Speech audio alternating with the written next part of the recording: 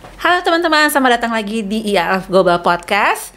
Selamat datang kembali. Apa kabar semuanya teman-teman? Semoga baik-baik semuanya. Saya dengan Niken dari IAF Global. Bincang-bincang kali ini bersama dengan salah satu university di Melbourne, Australia, Victoria University, dan sudah bersama saya hari ini dengan Ci Rachel Tan sebagai In-Country Manager Indonesia, Malaysia, dan Singapura. Halo Ci Rachel, apa kabar? Hai Mbak, jumpa lagi. Jumpa lagi. Kayaknya baru kemarin deh, tapi udah jumpa lagi ya. Begitu dekatkah kita? Oke, kali ini kita mau ngobrol-ngobrol karena banyak banget pertanyaan tentang Victoria University, baik itu dari parents, student. Jadi kita ngobrol santai aja sih sebenarnya. Oke, baik. Dengan senang hati. Iya. Oke, untuk sebelum awal-awal boleh ceritain nggak tentang Victoria University sendiri? Itu di kota apa? Ada kampusnya ada di mana saja? Karena kalau nggak salah ada di beberapa lokasi ya di Melbourne. Yes. Dan juga jurusan-jurusannya apa saja? Oke, baik, dengan senang hati. Ya, teman-teman semua di sini tadi sudah disampaikan, saya Rachel. Dengan senang hati saya ingin sampaikan tentang Victoria University Melbourne. Jadi Victoria University Melbourne ini merupakan dual sector university. Yang dimaksud dengan dual sector university itu adalah sebuah institusi yang menawarkan program mulai dari TAFE, juga kemudian ke higher education yang mana ada undergraduate-nya, postgraduate, bahkan sampai ke research-nya. Jadi dalam hal ini banyak sekali programnya yang ditawarkan oleh Victoria University itu sendiri. Nah, bicara tentang lokasi, dari namanya aja Victoria ini salah satu negara bagian di Australia dan ibu kotanya Melbourne. Jadi Victoria University Melbourne ini dia punya 6 kampus. Ya, kami punya 6 kampus mulai dari City Centre. Nah, banyak nih anak Indonesia yang suka, oke, kalau aku mau kuliah di kota Melbourne ya, benar-benar di City Centre-nya. Kami punya loh kampus di City Centre. Terus kampus kedua kami yang juga merupakan main kampus gitu ya. Main kampusnya itu ada di Footscray Park, Mbak Diken. Footscray Park itu kalau dari City Centre kurang lebih sekitar 25 menit by public transport. Jadi nggak jauh banget, sangat enak lah dan bisa ditempuh gitu ya. Kemudian kami punya kampus ketiga, Footscray Nicholson. Kemudian kami juga punya di Sunshine, kemudian di St. Albans, dan di Werribee Campus. Jadi masing-masing kampus ini punya programnya sendiri-sendiri gitu ya. Tapi sejauh ini untuk anak Indonesia, banyak kan mereka memang ngambil program yang di City Centre, yang memang di tengah kota Melbourne itu sendiri gitu ya. Jadi itu tadi kalau kita bicara kampus. Kemudian kalau program tadi ya yang ditanyakan, banyak sih Mbak Niken, kalau saya ngomong di sini mungkin nggak selesai kali ya. Kurang lebih garis besarnya aja ya. Oke, jadi kami punya, kalau kami kelompokkan itu ada Arts, Humanities, Community Service, itu banyak mulai dari S1, S2. Kemudian kami punya Business, sama juga S1 dan S2, ya sampai S3 maksud saya. Terus kemudian kami punya Education. Yang mana siang ini nanti kami akan ada informasi mengenai lebih jauh tentang Bachelor of Early Childhood gitu ya, yang lagi boom, yang lagi booming di Melbourne saat ini. Terus kemudian kami punya juga selain education kami punya health science.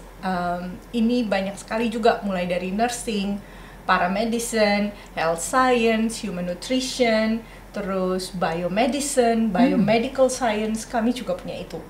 Terus kemudian lagi kami punya IT, IT and cybersecurity. Cybersecurity cukup besar juga di tempat kami. Jadi kami punya mulai dari data science, cybersecurity, IT itu sendiri, dan juga IT profesional, yang mana ada magangnya di dalamnya, gitu ya. Terus kemudian engineering. Kami juga punya program engineering, mulai dari civil engineering, electrical, and then mechanical. Juga ada construction management. Lalu kemudian kami beranjak ke hukum, law. Kami punya law degrees, kemudian psychology, dan kami juga punya sports program. Dan itu salah satu yang terbaik juga di Australia.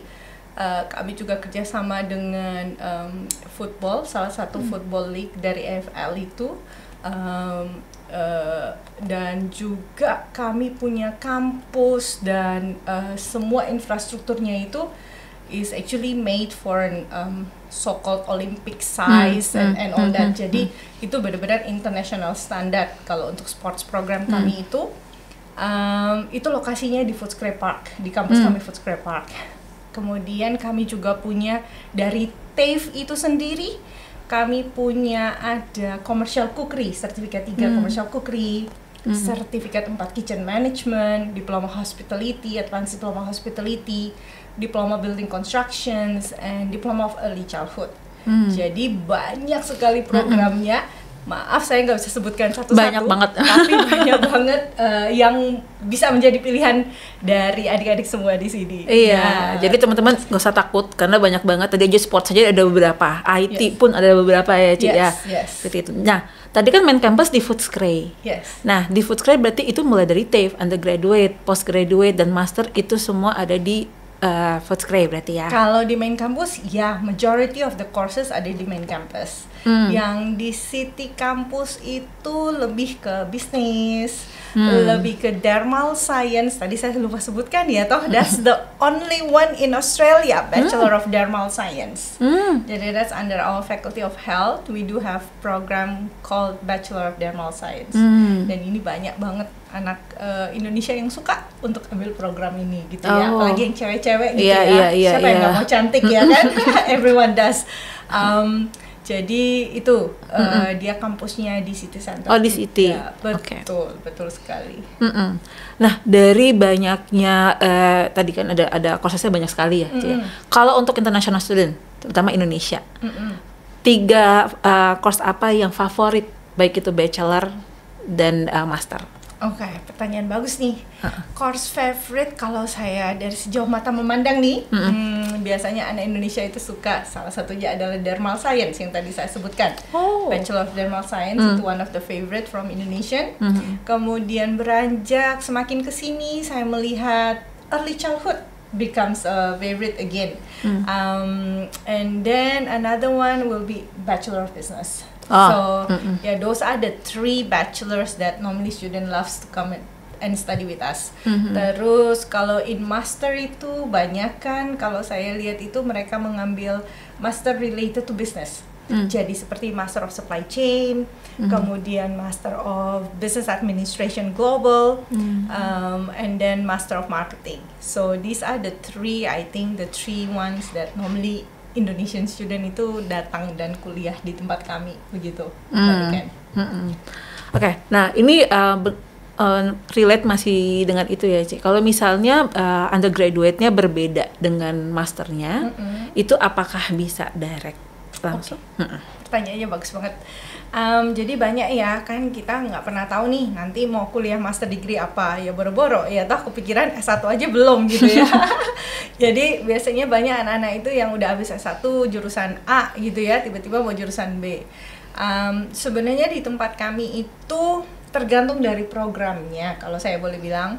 Karena kalau mereka yang ingin masuk seperti business related ya, seperti tadi MBA, Master of Business Administration itu, atau Master of Supply Chain for example, itu kita nggak meminta harus sama jurusan.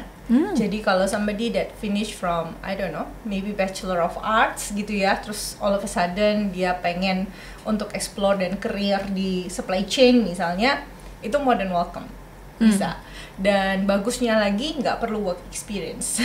Jadi kami terima fresh graduate, dia dengan bisa masuk ke tempat kami untuk ambil program itu. Jadi kembali lagi kalau ditanya bisa lintas jurusan atau ya seperti itu bisa, tapi hanya selected courses. Ya seperti itu mungkin Mbak Niken. Oke. Nah ini saya tuh ingin tanya detail dan tertarik pertanyaan ini. Karena di VU sendiri ini mengaplikasikan untuk VU block model, untuk sistem pengajarannya. Itu gimana sih sistemnya? Bener banget. Kalau orang bicara VU, orang taunya block model system. Nah, block model system ini apa sih? Ini adalah sistem pembelajaran. Jadi dia bukan lagi belajar seperti ada institution itu kan belajar kemudian akhir semester ujian gitu ya. Tapi block model ini dia belajarnya itu one or two subject at the given time. Jadi dia lebih fokus, more flexible. And then dia juga bisa punya kesempatan untuk achieve better result. Karena apa? Dengan block model ini, Ana diminta pergi datang kuliah itu 3 hari per minggu. Dan dia akan belajar kayak tadi saya bilang, one or two subject at the given time. Jadi dia hanya fokus untuk pelajaran itu saja. Dia tidak belajar yang maksudnya 4 subjek langsung dipelajarin semua, tidak. Jadi ya kalau memang bulan ini satu subjek, for example dia 4 minggu block model gitu ya, berarti dalam waktu 4 minggu dia hanya belajar satu subjek saja. Nah itu sudah dengan ujiannya, dengan segala macamnya, itu sudah di dalam 4 minggu. Kemudian pindah lagi 4 minggu berikutnya dia akan belajar satu subjek lagi. Jadi selama satu semester kurang lebih 16 minggu dia harus menempuh 4 mata kuliah kan. Nah 4 mata kuliah itu dibagi-bagi.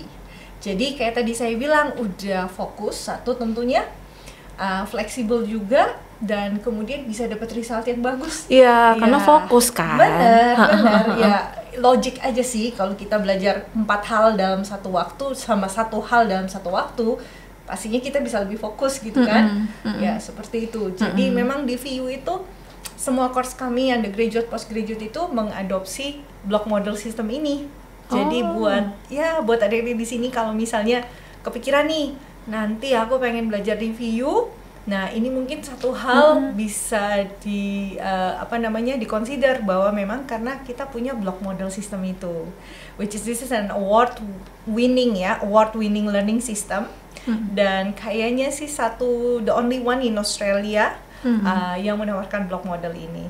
Ya, seperti itu sih Mbak Nika. Berarti kayak 4 minggu itu minggu terakhir berarti exam atau? Enggak juga, jadi kan tiap-tiap mata pelajaran kan beda-beda assessment-nya.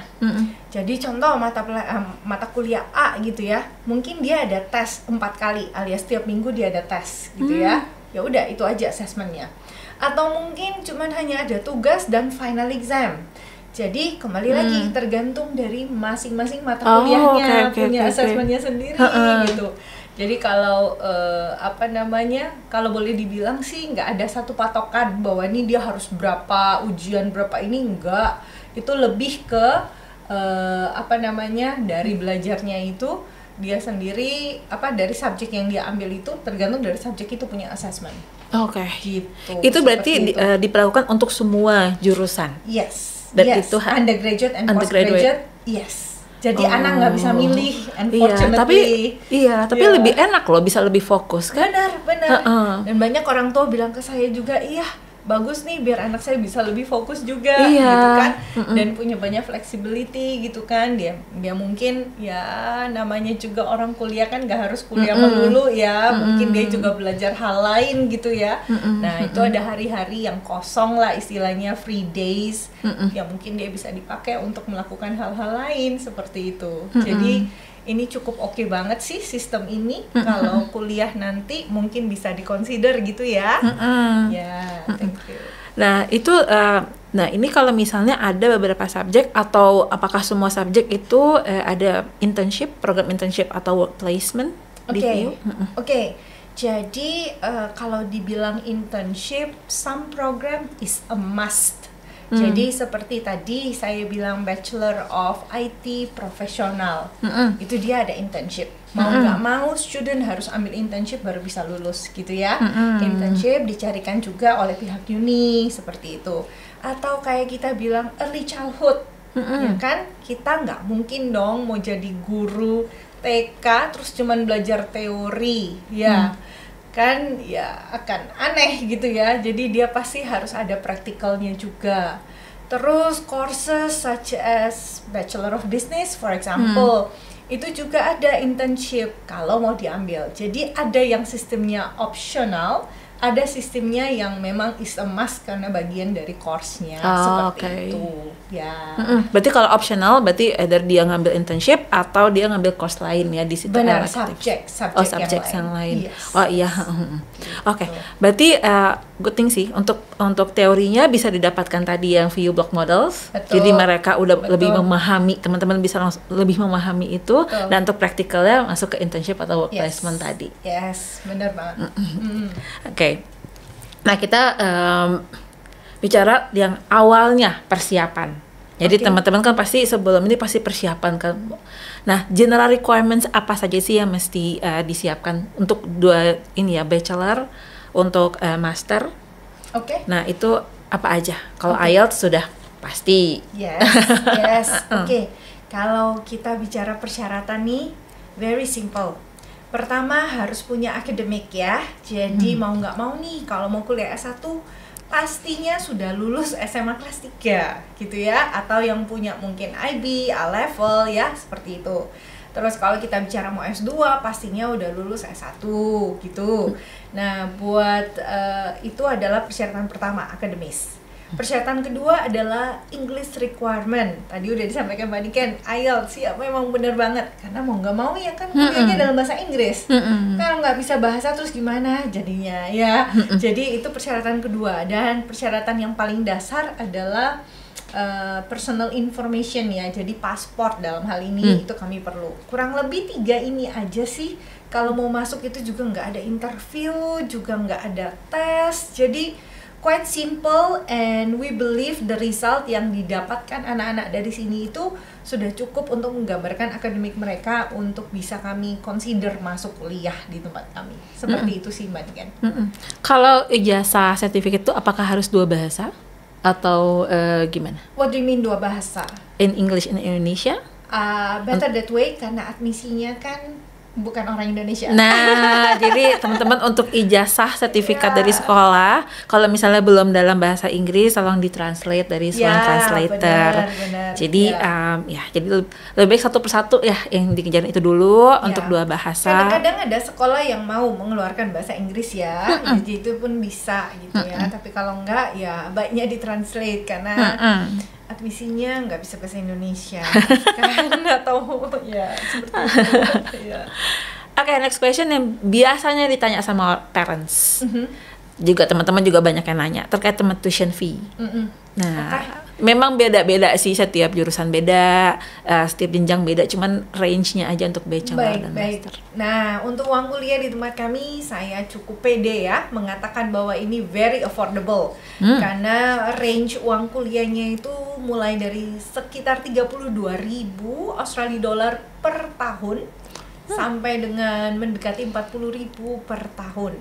Jadi kalau boleh dibilang masih affordable sekali gitu untuk kuliah di Victoria University.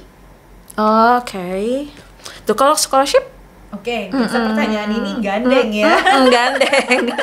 Dia nggak berdiri sendiri gitu ya. Saya paham betul ya, kalau jadi mama-mama pasti nih ya langsung keluarin kalkulatornya.